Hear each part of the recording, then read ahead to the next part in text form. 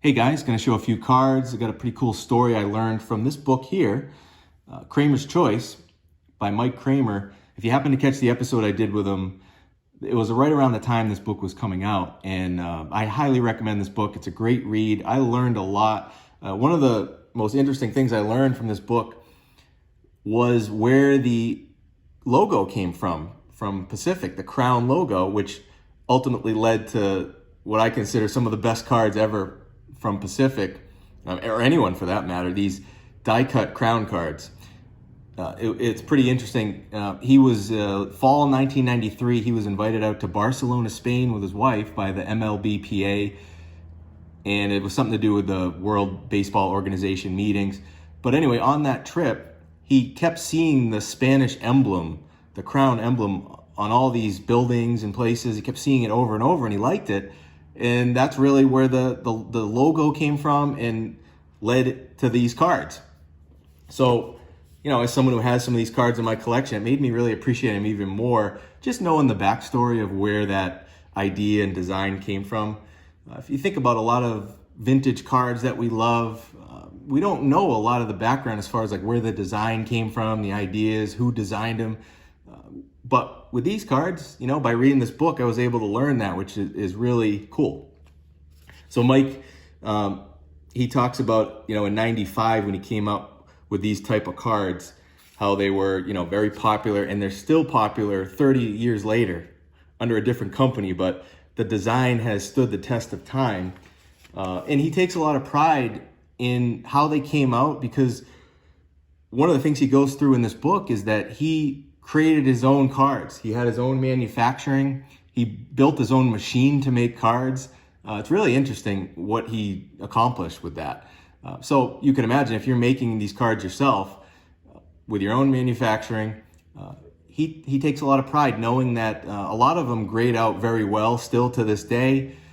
And it was a very difficult design to make, as you can imagine by looking at it. So he calls it, in his book, he says, he believes that they achieved perfection with these cards. Not only in that some of them grade 10s and 9.5s. I have a couple here you'll see with that. But I think overall he's just talking about the design itself. And I agree. So I thought it was pretty interesting to find out where the idea came from originally. So I'm going to show you a few cards here. This is 1999. Pacific Crown Royale limited series for Pedro Martinez, and this one's numbered to 99. Awesome card from Pedro's prime there. And then, you know, they have these versions too, the vertical ones. So this is from 2001, Pacific Gold Crown, die cut blue. And this one has a numbering on the front. It's numbered out of 100.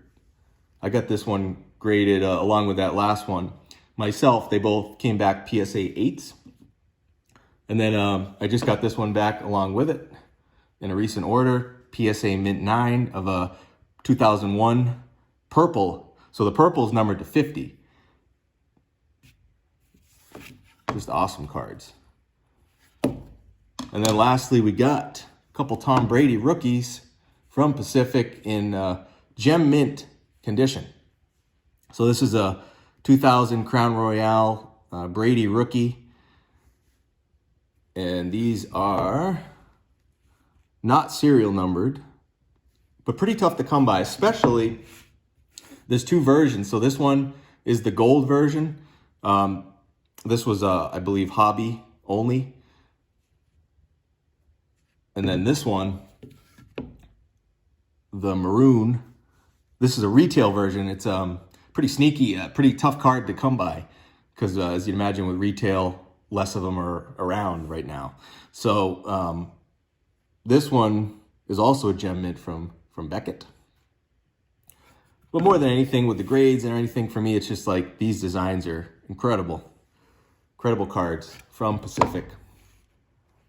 And that's it, guys. Thanks for watching.